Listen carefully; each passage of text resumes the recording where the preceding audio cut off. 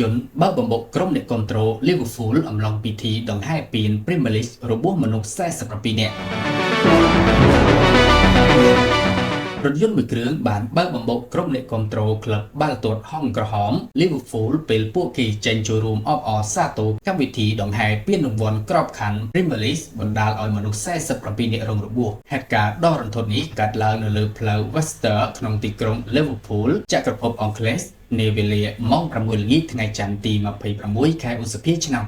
2025 គណៈមនុស្សរាប់ម៉ឺននាក់កំពុងចូលរួមកម្មវិធីយ៉ាងសប្បាយរីករាយតាមការបញ្ជាក់ពីសេវាសុខាភិបាល Norwest ក្នុងចំណោមអ្នករបួសទាំង47នាក់មាន20នាក់ព្យាបាលរបួសនៅនឹងកន្លែងកើតហេតុចំណែក27នាក់ទៀតត្រូវបញ្ជូនទៅមន្ទីរពេទ្យខណៈ2នាក់ត្រូវរបួសធ្ងន់ក្នុងនោះរួមមានទាំងកុមារម្នាក់ផងដែរភ្លាមក្រោយកើតហេតុប៉ូលីសបានចាប់ខ្លួនអ្នកបើកបររថយន្តគឺបុរសអង់គ្លេសវ័យ53ឆ្នាំដែលជាអ្នករស់នៅក្នុងទីក្រុង Liverpool ទាល់តែម្ដងទោះបីជាយ៉ាងណាក៏ដោយប៉ូលីសនៅមិនទាន់រកឃើញមូលហេតុដែលបុរសរូបនេះបើករថយន្តបំបុកហ្វូងមនុស្សឡើយប៉ុន្តែអាជ្ញាធរបានច្រានចោលថាហេតុការណ៍នេះមិនមែនជាអំពើភេរវកម្មនោះទេគឺគាត់ធ្វើសកម្មភាពតែម្នាក់ឯងគត់